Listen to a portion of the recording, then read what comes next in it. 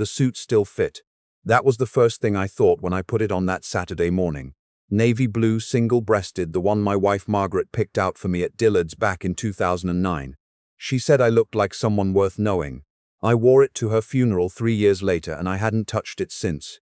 But my grandson's christening felt like the right occasion, a new life entering the world, a reason to look like someone worth knowing again.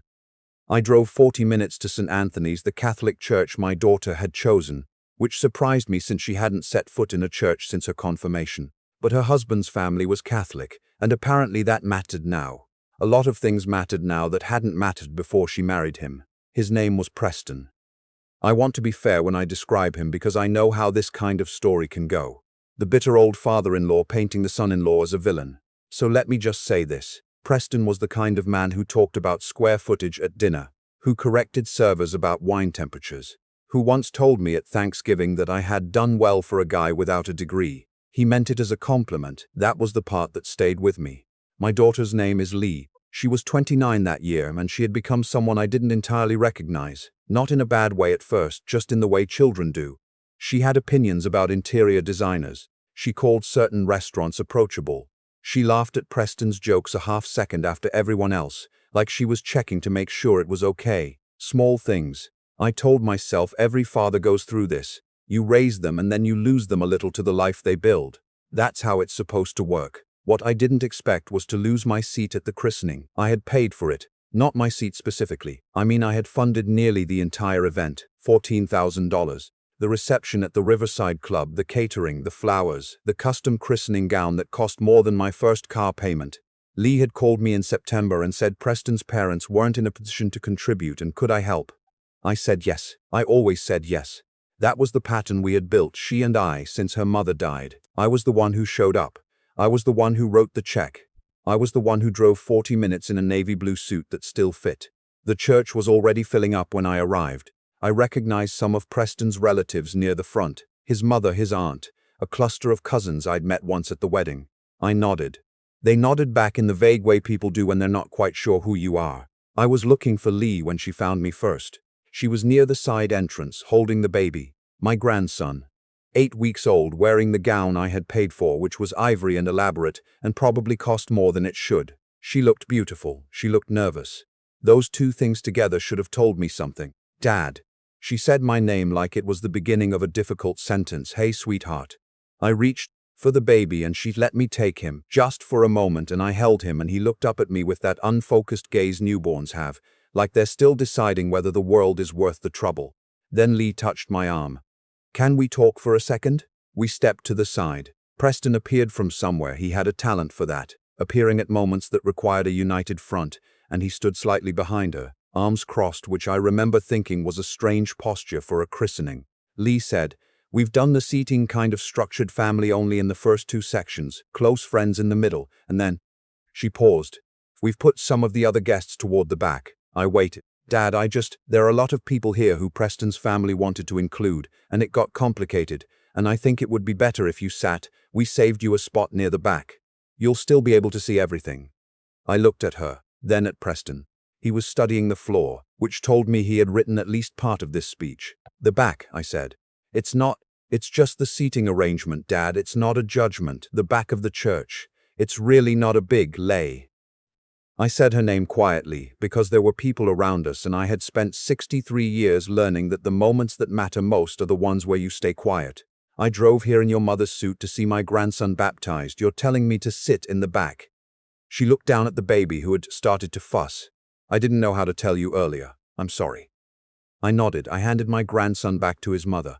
I looked at Preston, who was still looking at the floor. Then I said, "All right." Just that one word, "all right," and I walked back out the way I'd come in. I sat in my car in the parking lot for about 4 minutes. I didn't cry. I want to say I did, because it would make me seem more sympathetic, but the truth is I felt something colder than sadness. Something very clear, actually. The kind of clarity you get when a thing you suspected for a long time finally says itself out loud. I had a folder in my glove box. I don't know why I'm embarrassed to admit that, but I am. It makes me sound like I was prepared for something I didn't want to be prepared for. But my accountant had suggested it 6 months earlier, after I mentioned I'd been covering most of Lee and Preston's major expenses since the wedding. He said, "You might want to get some things in writing." I hadn't done that.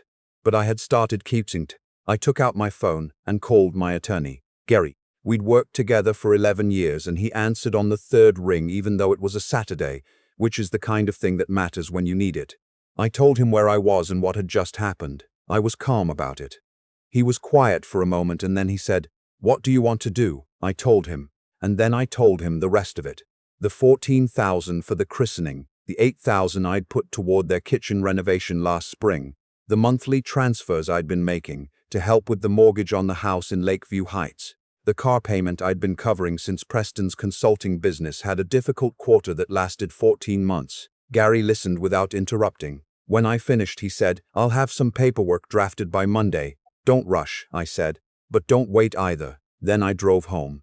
The calls started that evening, first from Lee around 7, which I let go to voicemail, then from Preston, which I had never received before in my life and which I also let go. Then from Lee again at 9:15 and again at 10:40 and once more just after midnight. I listened to the voicemails the next morning with my coffee. The first one was gentle. She said she hoped I wasn't upset, that it had been a hard day of logistics, that the baby had been fussy and it was emotional and she was sorry if she hadn't communicated well. The second one from Preston was businesslike. He wanted to discuss some upcoming financial matters, nothing urgent, just when I had a moment. The third and fourth from Lee were different. Her voice had changed. Something had happened between 7 and 10:40 that shifted the register of what she was saying. She mentioned the renovation. She mentioned the mortgage. She said she just wanted to understand where things stood. The midnight call, she didn't leave a voicemail. I called Gary on Monday morning and confirmed everything. By Wednesday, I had stopped the automatic transfer to their joint account, the one I had set up 18 months earlier at Lee's request, to help them get stable. I contacted the contractor who was supposed to do phase 2 of the kitchen renovation and told him I was withdrawing my commitment. I also called the dealership about the car because the lease was in my name, which Gary pointed out was something we needed to address in any case. I didn't do any of this out of anger. I want to be clear about that. I did it because I had been running a ledger for 30 years and I had finally looked at what was on it. On one side, 43 years of showing up. Money, yes, but also time. Driving Lee to swim practice at 5:30 in the morning after her mother got sick. Sitting with her at the kitchen table through every college application. Flying to Portland when she called me crying at 2 in the morning because her first relationship had ended and she didn't know how to be alone.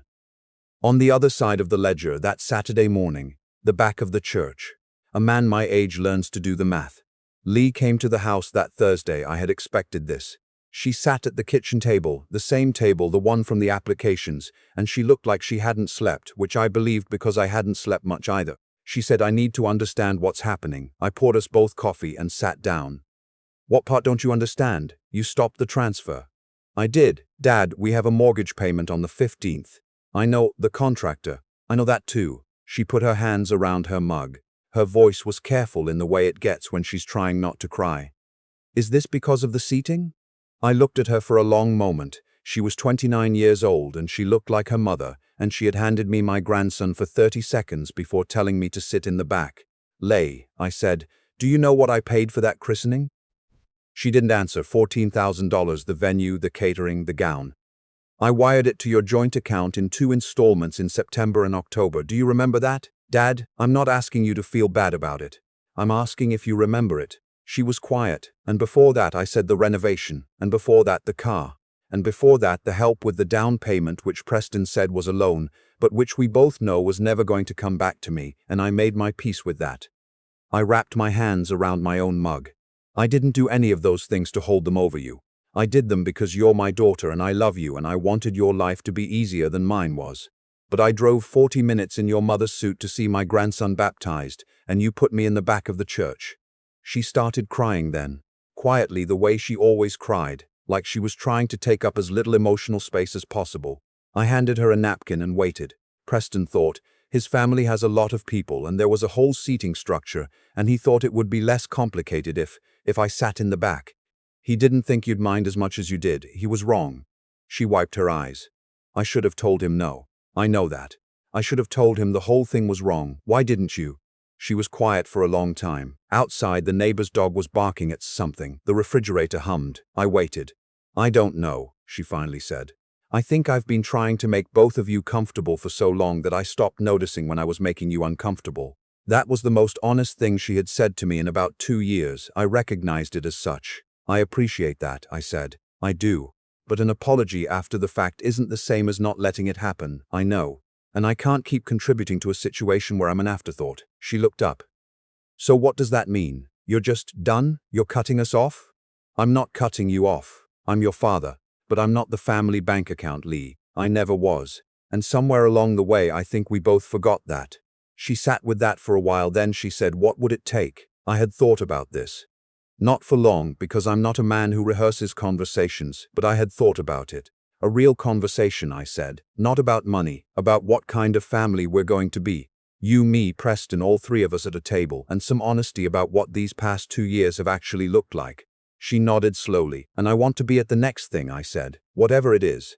Birthday, holiday, school, play, 15 years from now. I want to be there as your father, not in the back. Not as a logistics problem to be managed. You won't be, she said. I promise. I have learned at 63 to hold promises loosely. Not because people mean to break them, but because they forget. Or because the person standing next to them makes a seating chart. But I believed she meant it in that moment, and that was enough to work with. Preston came to the house the following Sunday. He came alone, which surprised me. I had expected Lee to come with him as a buffer, but she didn't, and I think that took something from him. He sat in the same chair she had sat in, and he was uncomfortable the whole time, which was appropriate. He said, I owe you an apology. Yes, I said. You do. He looked at me with the expression men like him use when they're not sure how to handle someone who doesn't manage them back. I handled the seating badly. I was thinking about my family's expectations, and I didn't consider how it would look to you. It didn't look like anything, I said. It was what it was. He shifted in his chair. The financial stuff, I want to make clear I'm not here because of the transfers. I know why you're here, I said. You're here because Lee asked you to come, and because you're smart enough to know that right now the path of least resistance runs through this kitchen. He didn't argue with that. I'm not interested in punishing you, Preston. You're my grandson's father. That's a permanent fact, and I intend to be in that boy's life. I leaned forward slightly. But the version of this arrangement where I fund the lifestyle and attend events as a courtesy, that version is done. He nodded once tightly. If you and I are going to have a relationship that works, it needs to be an honest one. I'm not asking you to like me, I'm asking you to respect me. There's a difference. He thought about that, then he said, that seems fair. It wasn't a warm moment, I don't want to dress it up as one. But it was real, and real is what I had been asking for 2 years without knowing how to say so. My grandson's name is Oliver. He won't remember the christening, obviously. He won't remember it. He was 8 weeks old and looking at the ceiling. But I will. I'll remember the ivory gown and the way he felt in my arms for those 30 seconds in the vestibule. I'll remember sitting in my car in the parking lot with my wife's suit and my attorney's number. I'll also remember the Thursday morning at the kitchen table with my daughter and the way she looked when she finally said something true. A few weeks after all of this, I was over at their house for Sunday dinner. Preston's idea, actually, which I noted without making a big deal of it. Lee made pot roast and Oliver was in his little bouncer seat on the floor between us, making the sounds babies make when they've recently discovered their own hands. At some point Lee said, "Where do you want to sit, Dad?" She was talking about the dinner table. Just the dinner table, the one by the window. Anywhere, I said. Doesn't matter. But she pulled out the chair closest to Oliver's bouncer seat, the good one with the cushion, and she set my place there. I sat down, I put my napkin in my lap. My grandson looked up at me from his bouncer with that same unfocused newborn gaze, though less unfocused now, more like he was beginning to take inventory of the world. I know what fatherly love looks like. It isn't the checks or the kitchen renovations or the christening gown. It's the 40-minute drive in your dead wife's suit. It's showing up when you don't know what you'll find. It's sitting back down at the table after everything. Not because nothing happened, but because the people you love are worth the trouble of an honest conversation. Oliver made a sound that might have been a laugh. I chose to believe it was.